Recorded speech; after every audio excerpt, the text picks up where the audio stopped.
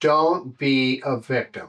This video will equip you with the knowledge and strategies to quickly identify potential infidelity and protect yourself. In today's world, the landscape of infidelity is continuously evolving. It is truly amazing how technology has changed the way people cheat and why it's more prevalent today than ever before. In this video, I will cover what we often refer to as the rise of digital deception. One of the things private investigators are always on the lookout for when it comes to cheating spouses and infidelity investigations, or what we refer to as common digital footprints.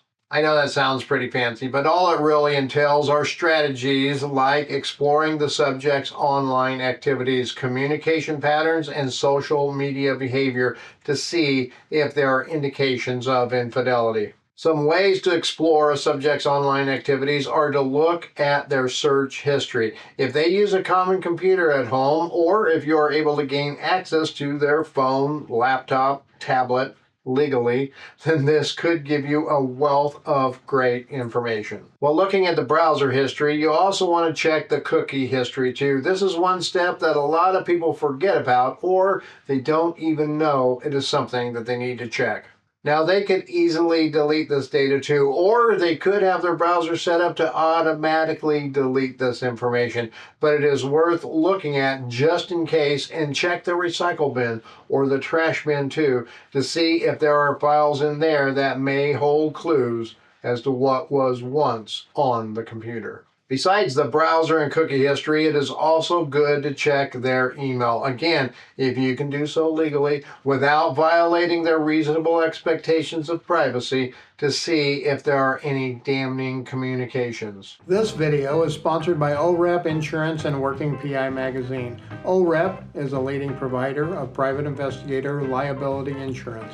Visit orep.org for a quote today. Don't just check the inbox, check the sent folder and the trash folder and all other folders. We have had many cases where we discovered that a cheating husband or wife had rules set up for incoming emails from their other partner to go to what appeared to be a non-suspicious folder.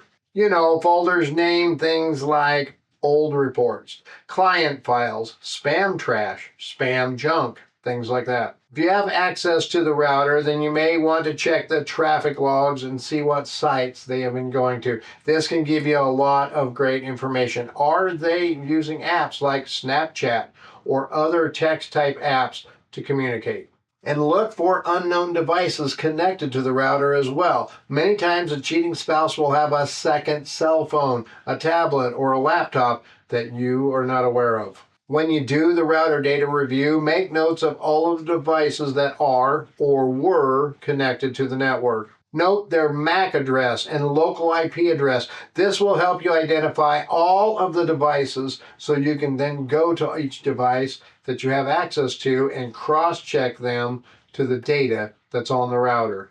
If you can access their phone legally, then check their location history through navigation apps like Google Maps and Waze or other apps that they may use when traveling. These usually store a history of locations where they have gone and provide a lot of information to help build that online footprint.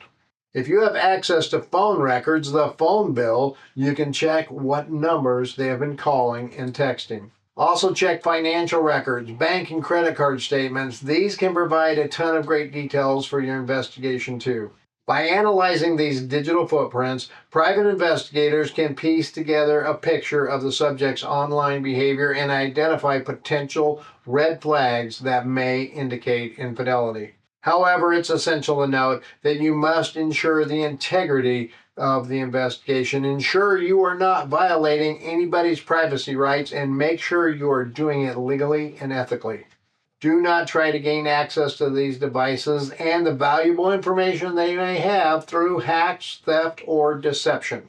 Another thing to be on the lookout for to see if infidelity may be occurring is what we refer to as behavioral red flags. Do they have sudden changes in communication and interactions with their spouse, family, and friends? Carefully examine how communication patterns shift. Are they using their phone late at night or in the wee hours of the morning?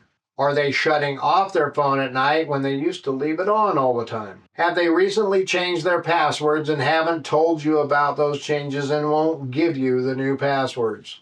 Do they display more signs of secrecy? Things like holding the phone at an angle, dimming the screen, going to other rooms to read emails or texts. Besides these telltale signs, you also need to watch for shifting priorities and sudden schedule changes.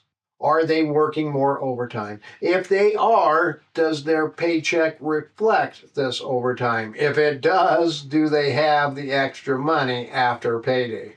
Are they cashing their paychecks when it used to be auto-deposited? That is a huge one right there. We have had many cases where a spouse did that, and it was not only a way for them to have discretionary funds, but also a way to save up for bigger things like trips or a separation down the road.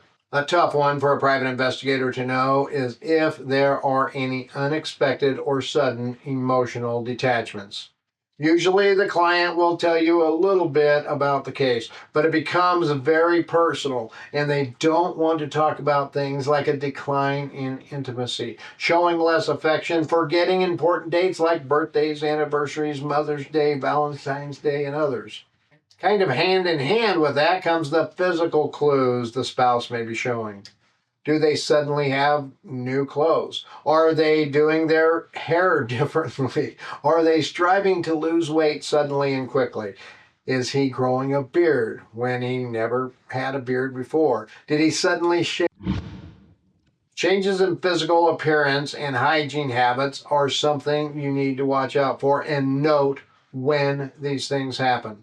Do they wear new sportswear only on weekends when they have to go to the office to work overtime? Are they suddenly going to the gym early in the morning but only on specific days?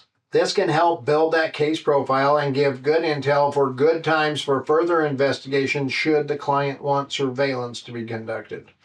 Another one is changes or additions to perfumes, aftershaves, and makeup. Why did this suddenly happen? It could be just because, but it could be just for someone else. When it comes to infidelity issues, the one thing that usually happens in all investigations is surveillance. It is just a natural part of these types of cases, and it may be used to gather evidence for divorce or evidence for child custody, or it could just be to help the client so they know if their suspicions are true. And if you want to know more about how a private investigator conducts surveillance, then check out this video.